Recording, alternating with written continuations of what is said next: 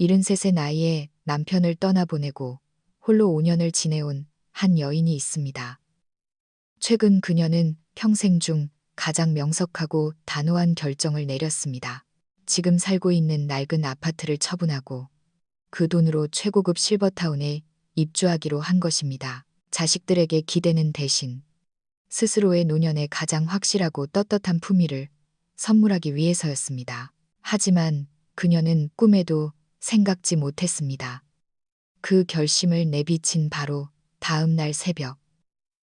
며느리가 야밤에 몰래 안방으로 숨어들 것이라고는요.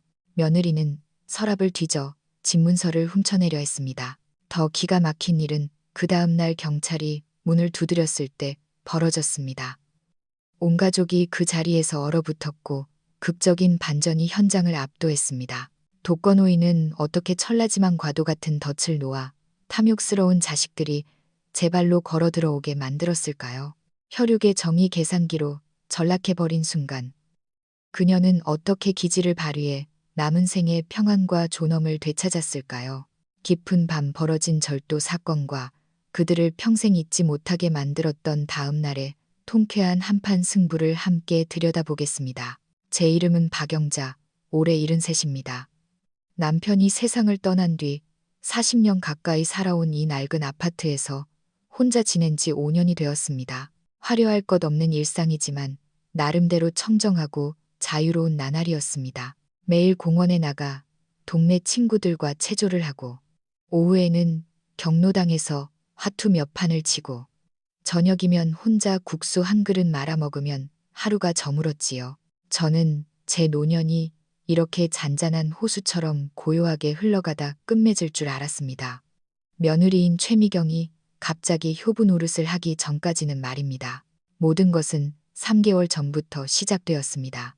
그날 미경이는 평소와 다르게 싱글벙글한 얼굴로 나타났습니다. 남한산성 근처 유명한 맛집에서 2시간이나 줄을 서서 사왔다는 토종 닭백숙 냄비를 들고 말이죠. 어머니, 아이가 제 팔짱을 끼며 살갑게 굴었습니다.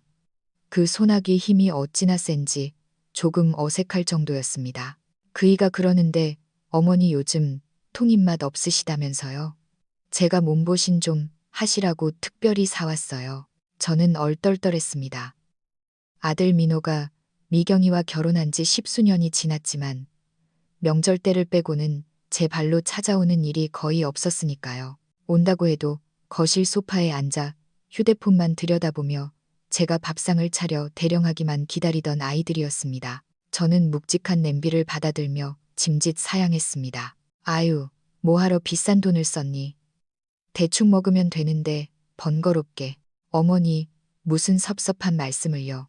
부모님께 효도하는 게 당연하잖아요. 미경이는 저를 소파에 앉히더니 제 집처럼 부엌을 드나들며 능숙하게 그릇을 꺼내 김이 모락모락 나는 닭백숙을 한 그릇 떠주었습니다. 그날 백숙 맛은 확실히 좋았습니다. 하지만 제 가슴 한구석에는 찝찝하고 설명할 수 없는 기묘한 느낌이 가시질 않았습니다. 무사 홍근 비간지도 50센친 페이젠지더 라고 해던가요.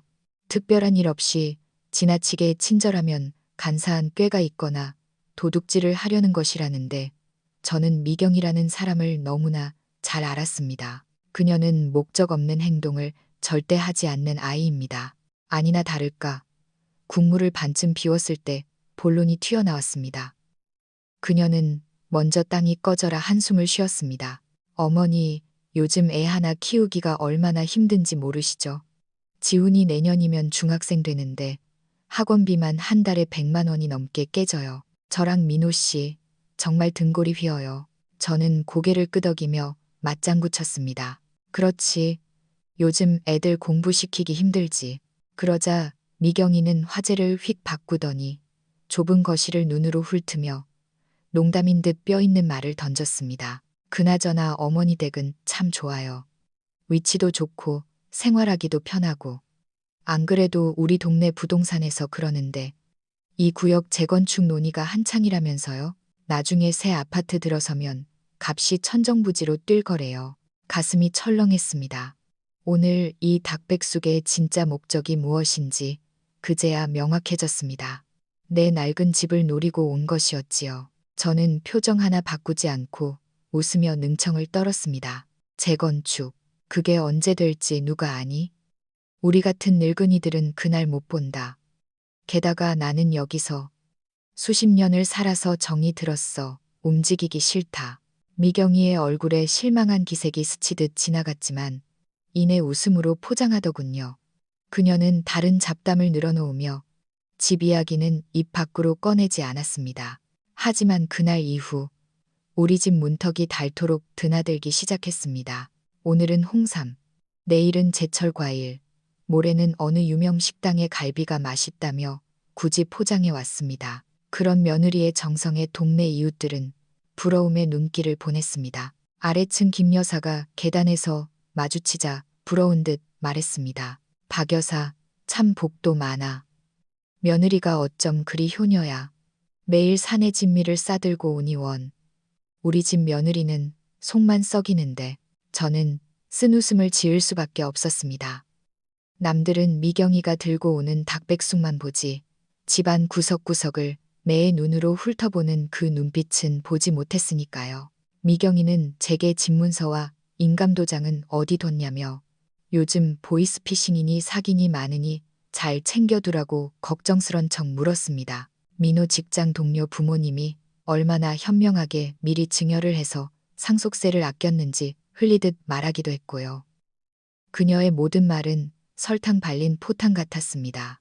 부드럽지만 무자비하게 제 낡은 집을 향해 맹렬히 포격을 가해왔습니다. 그리고 제 아들 민호는 그녀의 가장 좋은 무기였습니다. 민호는 제 앞에서 한숨을 푹푹 쉬며 회사가 얼마나 힘든지, 상사가 얼마나 괴롭히는지, 대출 이자가 얼마나 버거운지 하소연했습니다. 제가 낳아 기른 40 넘은 아들을 보며 만감이 교차했습니다. 본성이 나쁜 아이는 아니지만 귀가 얇고 주관이 없어 미경이 말이라면 껌뻑 죽는 녀석이었지요.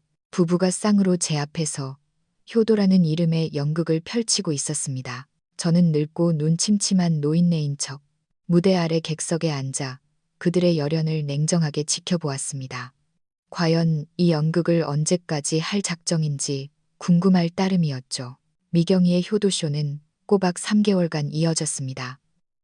그동안 우리 집 냉장고는 터져나갈 듯 찼고 찬장에는 이름도 모를 고급 영양제들이 쌓였습니다. 그리고 저는 그들의 끈질긴 공세와 찔러보기 속에서 제 결심을 더욱 굳혔습니다. 더 이상 이렇게 살 수는 없었습니다. 그들의 눈에 이 집은 나의 안식처가 아니라 하루빨리 찢어 나눠 가져야 할 탐스러운 유산일 뿐이었습니다. 살아있는 늙은 어미는 그저 유산을 차지하기 전 치워야 할 귀찮은 장애물에 불과했지요.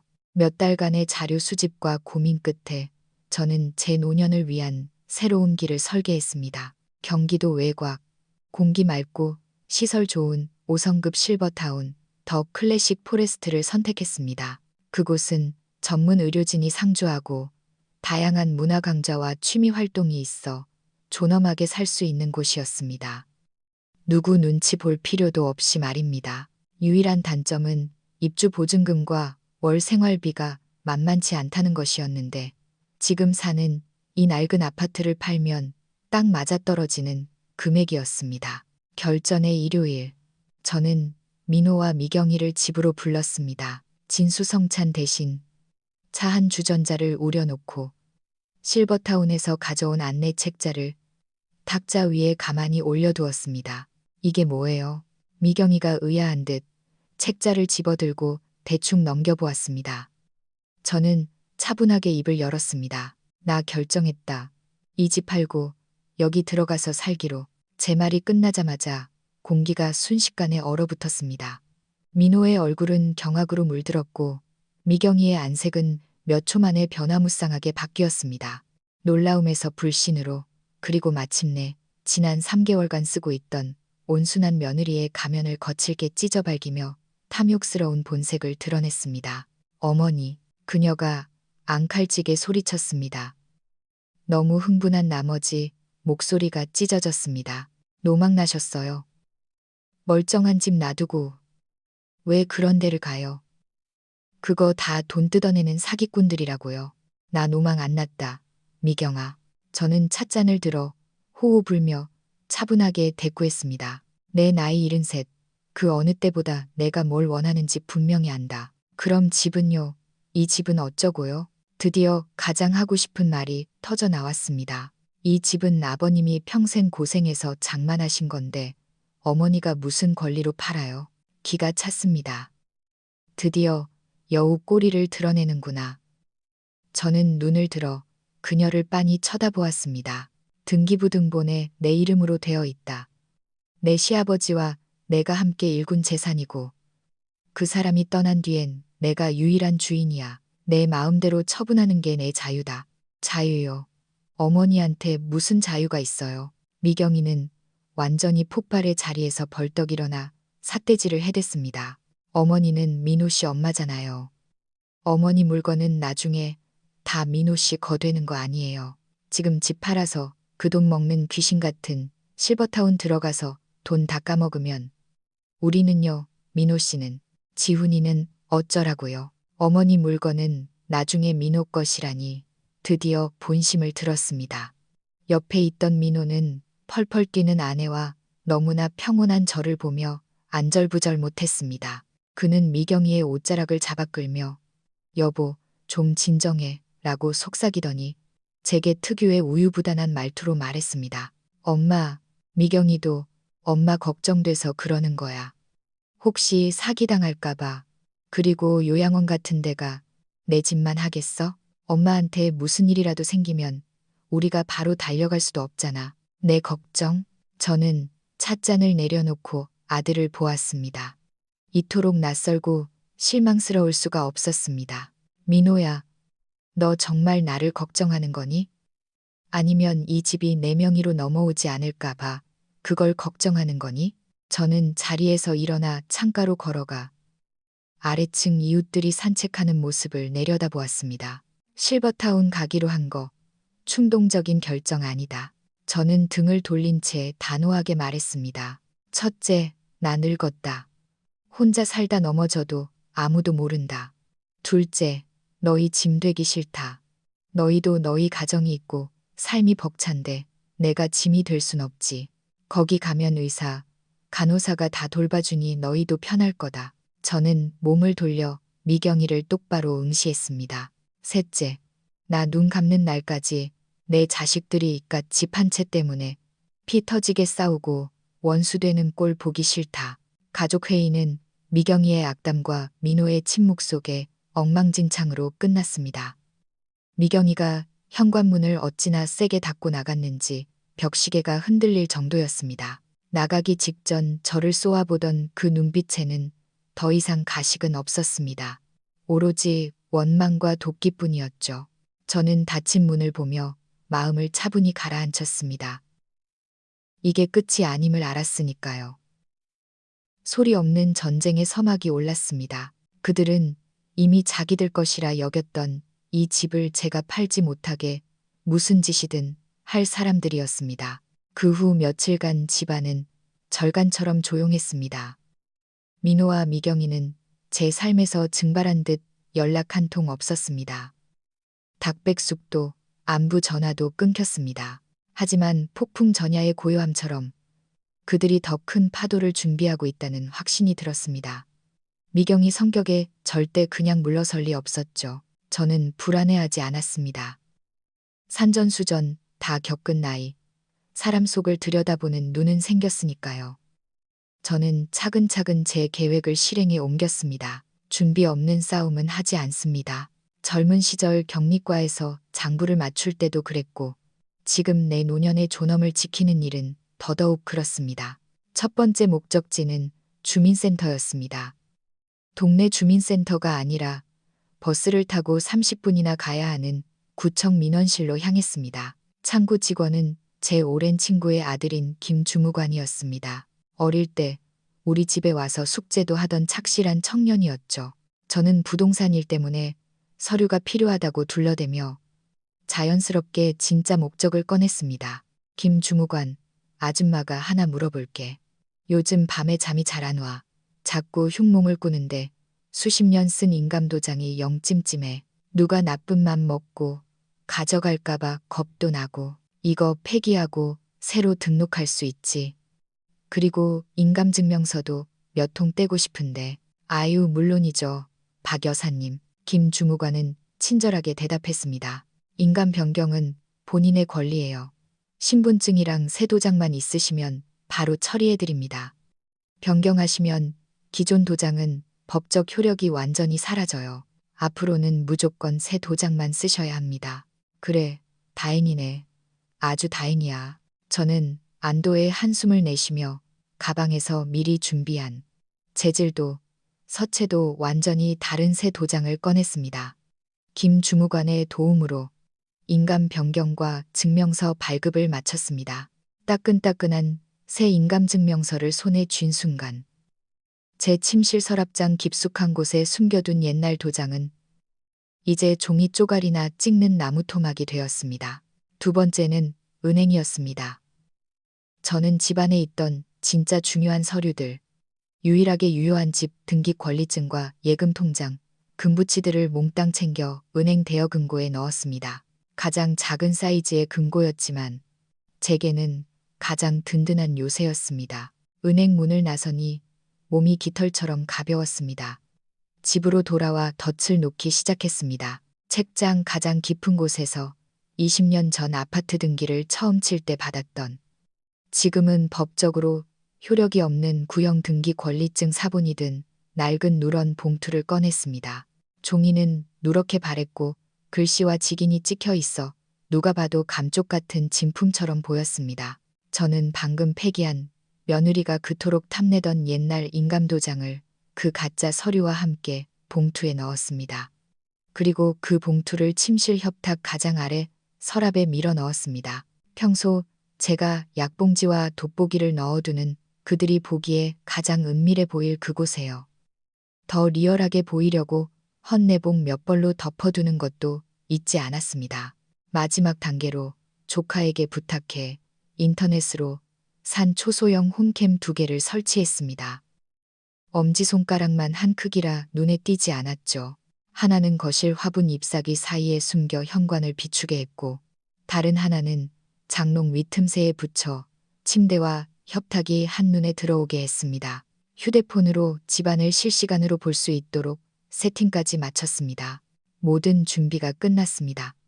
저는 덫을 놓고 기다리는 사냥꾼처럼 고요히 기다렸습니다. 그들이 올 것을 알았습니다.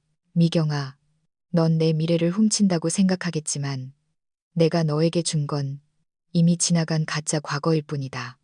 내 진짜 힘은 가장 안전한 곳에 잠들어 있단다. 그렇게 며칠이 지났습니다. 저는 태연하게 태극권도 하고 친구들도 만났습니다.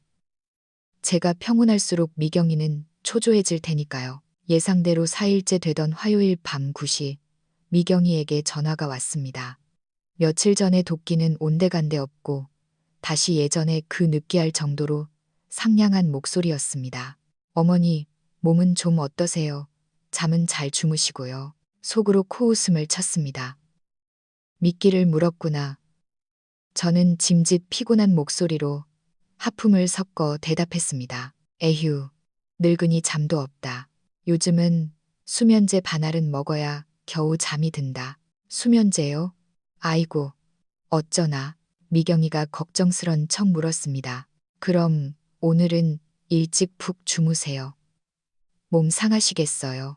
그래, 그래야지. 그녀는 제가 요즘 은행에 다녀왔는지, 친구가 집에 오지는 않았는지 떠보는 질문을 몇 개 던지고는 전화를 끊었습니다. 전화를 내려놓고 캄캄한 창밖을 보았습니다. 오늘 밤이구나. 저는 수면제를 먹지 않았습니다. 평소처럼 씻고 잠옷으로 갈아입은 뒤 침대에 누워 불을 껐습니다. 하지만 잠들지 않았습니다. 휴대폰을 진동도 없는 무음 모드로 해놓고 베개 밑에 넣은 채 화면 속 홈캠 영상을 주시했습니다. 시간이 흘렀습니다. 10시, 11시, 12시. 도시의 소음이 잦아들고 가끔 지나가는 차 소리만 정적을 갈랐습니다. 눈꺼풀이 천근만근 무거워질 무렵 새벽 1시 5분 이어폰을 통해 열쇠가 자물쇠 구멍을 긁는 미세한 소리가 들려왔습니다. 저는 눈을 감고 숨을 죽였습니다. 왔구나. 우리 집 현관문은 열쇠를 돌릴 때 소리가 꽤 큰 구형 잠금 장치인데 놈들은 아주 천천히 조심스럽게 돌리고 있었습니다. 잠기 밝은 노인을 깨우지 않으려는 필사적인 노력이었죠. 거실 카메라의 야간 투시 화면에 두 그림자가 유령처럼 스며들었습니다. 하나는 크고 하나는 작고 민호와 미경이었습니다. 심장이 바닥으로 쿵 떨어지는 것 같았습니다. 예상은 했지만 4배 아파 낳은 자식이 도둑처럼 제 어미집을 터는 꼴을 직접 목격하는 건 칼로 심장을 베는 듯한 고통이었습니다. 그들은 현관에서 신발을 벗고 양말 바람으로 소리 없이 움직였습니다. 미경이가 손짓하자 민호는 거실에 남아 망을 보았고 미경이는 살금살금 제 방으로 다가왔습니다. 심장이 터질 것 같았습니다. 방문이 아주 천천히 열리더니 휴대폰 플래시의 가느다란 불빛이 칼날처럼 방 안을 찔러 들어왔습니다. 불빛이 제 얼굴 위를 훑었습니다. 저는 미동도 하지 않고 눈을 감은 채 깊은 잠에 빠진 노인의 규칙적인 숨소리를 흉내냈습니다. 불빛은 제 얼굴에 10초간 머물렀습니다. 제 인생에서 가장 긴 10초였습니다. 온몸의 근육이 경직되고 눈꺼풀이 파르르 떨릴까봐 얼마나 두려웠는지 모릅니다. 마침내 불빛이 옮겨갔습니다. 미경이가 고양이처럼 방 안으로 미끄러져 들어왔습니다. 싸구려 향수 냄새와 긴장으로 거칠어진 그녀의 숨소리가 느껴졌습니다. 그녀는 주저없이 협탁으로 향했습니다. 실눈을 뜨고 보니 그녀가 쭈그리고 앉아 서랍을 하나씩 열고 있었습니다. 첫 번째 칸, 약봉지와 안경. 조심스레 들춰보고는 닫습니다. 두 번째 칸, 편지 뭉치와 사진들. 휙휙 넘겨보고는 다시 닫습니다. 제 심박수가 빨라졌습니다. 드디어 마지막 칸. 그녀가 헌내복을 들추고 누런 소류 봉투를 발견하자 숨을 멈추는 게 느껴졌습니다. 그녀는 재빨리 봉투를 꺼내 내용을 확인했습니다. 가짜 권리증과 폐기된 도장. 어둠 속에서도 그녀가 지었을 그 탐욕스러운 미소가 보이는 듯 했습니다. 그녀는 봉투를 품에 쑤셔 넣고는 서랍을 정리하고 내복 위치까지 원상 복구했습니다. 치밀하기도 하지. 그러고는 다시 한번 제가 자는지 확인하고는 소리 없이 방을 빠져나갔습니다. 거실에서 민호에게 속삭이는 소리가 들렸습니다. 찾았어. 빨리 가. 현관문이 닫히고 집안은 다시 죽은 듯 고요해졌습니다. 한참이 지나서야 저는 어둠 속에서 눈을 떴습니다. 제 얼굴에는 분노도 슬픔도 없었습니다. 그저 차갑게 식어버린 깊은 우물 같은 고요함만이 남았습니다. 저는 베개 및 휴대폰을 꺼내 녹화된 영상을 돌려보았습니다. 40 넘은 아들과 며느리가 2인조 도둑이 되어 제 머리맡에서 휴지 조각이나 다름없는 가짜를 훔쳐가는 꼴을. 민호야, 미경아. 나는 기회를 줬다. 돌아올 문을 닫아버린 건 너희들이다. 다음 날 아침, 저는 평소처럼 6시에 일어났습니다. 협탁은 열어보지도 않았고 아무런 내색도 하지 않았습니다. 태극권을 하고 아침을 먹으며 어젯밤 일이 악몽이었던 것처럼 행동했습니다. 아직 그물을 당길 때가 아니었으니까요. 미경이가 스스로 자신의 탐욕을 만천하에 드러낼 때까지 기다려야 했습니다. 며칠간 미경이의 연락을 기다렸습니다. 훔친 집문서로 등기를 이전하려면 법무사 사무실을 찾아가야 할 테니까요. 성격 급한 아이니 사흘을 넘기지 않을 겁니다. 하지만 사흘이 지나도 잠잠했습니다. 이상하다 싶었는데 4일째 되는 날 아침 퍼뜩 깨달았습니다. 그들은 문제가 생긴 걸 안 게 아니라 겁을 먹고 있는 겁니다. 이 늙은이가 집문서와 도장이 없어진 걸 눈치챘는지 확인하고 싶었던 거죠. 저는 그들을 최후의 함정으로 끌어들이기로 했습니다. 민호에게 전화를 걸었습니다. 목소리에는 걱정을 잔뜩 묻혔지요. 민호야, 어미가 어젯밤에 흉몽을 꿨는데 영 찜찜하다. 집에 도둑이 든 꿈이었어. 없어진 건 없는 것 같은데 혼자 있으려니 무섭구나. 너희 시간 되면 좀 들러라. 전화 너머 민호의 목소리가 덜컹거렸습니다. 찔리는 게 있으니 당연하죠. 아, 알았어요. 저녁에 퇴근하고 갈게요. 전화를 끊고 창밖을 보며 미소 지었습니다. 낚였다. 오후 3시 저는 112에 신고했습니다. 집문서를 도둑 맞았다고 하지 않았습니다. 그저 독거노인의 두려움으로 포장했죠. 경찰관님, 집에 도둑이 든 것 같아요. 없어진 건 모르겠는데 누가 들어왔다 나간 흔적이 있어서 혼자 사는데 너무 무서워서요. 대한민국 경찰은 빨랐습니다. 30분도 안 되어 박 경장과 순경 한 명이 도착했습니다. 저는 차를 대접하며 짐짓 과장된 몸짓으로 현장을 설명했습니다. 여기 신발장 앞 좀 보세요. 제가 매일 닦는데 희미한 발자국이 있어요. 그리고 안방 문 손잡이도 제가 자기 전에 닦아뒀는데 얼룩이 묻어 있고 약간의 의심증이 있는 노인처럼 연기했지만 모든 단서는 외부 침입을 가리키고 있었습니다. 박 경장이 고개를 끄덕이며 메모하는 사이 초인종이 울렸습니다. 예상대로 민호와 미경이었습니다. 문을 열어주자 거실에 제복 입은 경찰 2명이 있는 걸 보고 두 사람 얼굴이 백지장처럼 하얗게 질렸습니다. 엄마, 이게 무슨 일이에요? 민호의 목소리가 떨렸습니다. 도둑이 든 것 같아서 신고했다. 제가 겁먹은 척 말하자 미경이가 순간 당황하더니 이내 침착함을 되찾고 선수쳐서 박 경장에게 다가갔습니다. 경찰관님, 수고 많으십니다. 저희 어머니가 연세가 있으셔서 좀 예민하세요. 오해하신 걸 겁니다.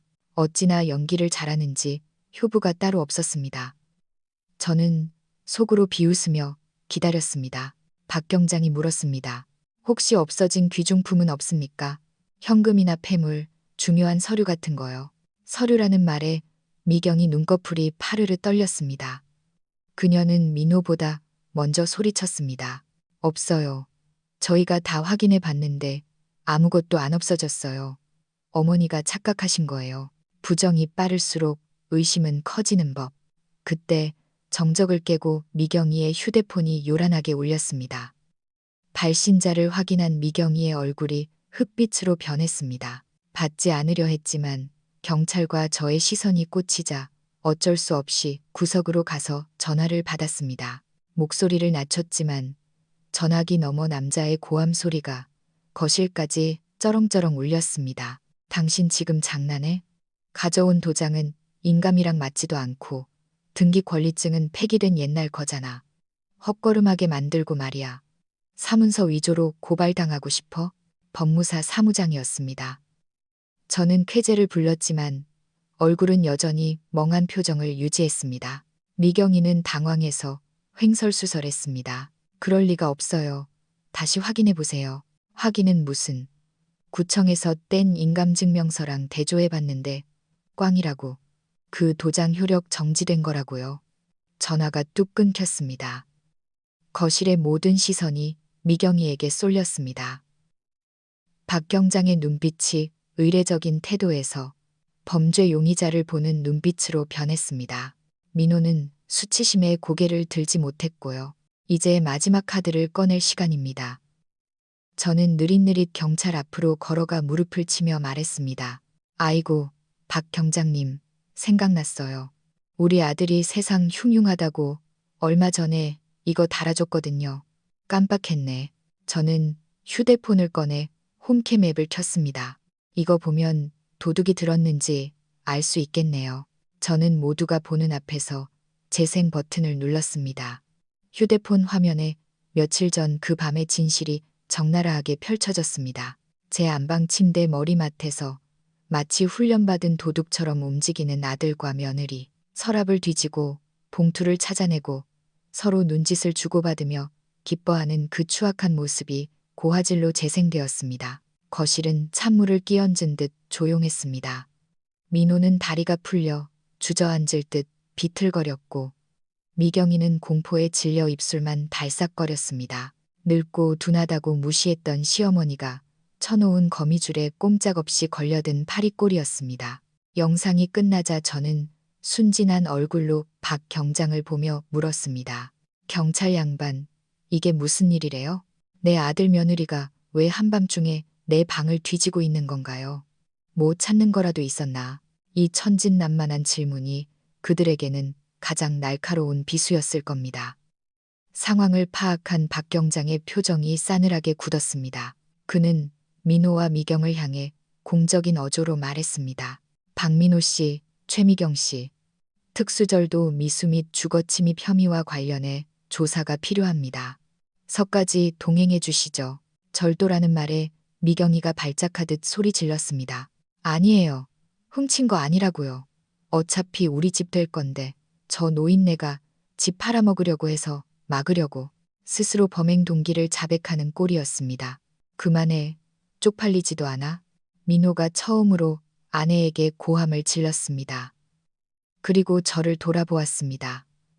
그의 눈에는 후회와 수치심, 그리고 일말의 애원이 담겨 있었습니다. 저는 차분하게 박 경장에게 말했습니다. 경찰관님, 오늘 고생 많으셨습니다. 가족 일이니 당장 고소는 하지 않겠습니다.